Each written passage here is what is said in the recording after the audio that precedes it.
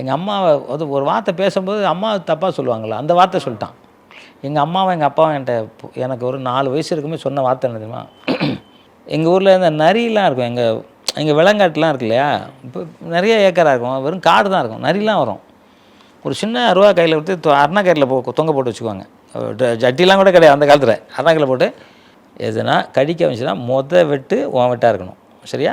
அதில் நான் வந்து ரொம்ப எங்கள் அம்மாவும் அப்பாவும் சொன்னது. அப்புறம் மகாபாரதம் கதை எங்கள் அப்பா சொல்லுவாங்க. மகாபாரதத்தில் பீமன் எப்படி இருந்தார், அர்ஜுன் எப்படி இருந்தார், தர்மர் எப்படி வாழ்ந்தார், கிருஷ்ண பகவான் எப்படி வந்து உதவிகள் பண்ணார், இதெல்லாம் சொன்னது எனக்கு இன்னும் ஞாபகம் இருக்குது.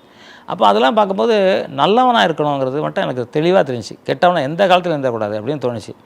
அந்த உறுதி தான் இன்றைக்கி வரைக்கும் நான் வந்து டீ சாப்பிடல, வெத்தலை பாக்கு போடல, தண்ணி அடிக்கலை, எந்த கெட்ட பழக்கம் பண்ணலாம் இருக்குன்னு எங்கள் அப்பா அம்மா சொன்ன கதையும் என்ன வளர்த்தது தான். 6 வயசு வரைக்கும் தான். இப்போ கடைக்கு வரும்போது அதெல்லாம் சொன்னாங்க. அங்கே நான் அடித்து அந்த வயசில் சோடா பாட்டில் வச்சு அடித்தேன். அப்புறம் கோலி சோடா தான் தூக்கி அடித்தேன். மயிலாப்பூரில் கபாலின்னு ஒருத்தர் இருக்கார், அவர் தான் அந்த எம்எல்ஏ தான் நினைக்கிறேன். அவர் அப்போ வந்து பெரிய தாதா. அவர் ஏற்றாப்புல அந்த பெட்டி கடை இருந்துச்சு. அவர் அடிக்க வந்து சொன்னார், இங்கே பாரு அவனை அடிக்காத. அப்போ செவேல்னு பார்த்துருக்கேன். அவனை அடித்தா அப்படின்னா அவ்வளோதான், விட்டுரு அவன் பாட்டுக்கு, நீ திட்டின தப்பு, அவன் பாரு சின்ன பையன் அந்த வார்த்தை கேட்க அடிச்சிட்டான் பாரு அப்படின்னாரு. அது சென்னையில் அப்போ ஈஸியான வார்த்தை, எங்கள் ஊர்லலாம் ஈஸியான வார்த்தை இல்லை. எங்கள் ஊர்லலாம் அது சொன்னால் வெட்டிடுவாங்க அந்த மாதிரி வார்த்தை.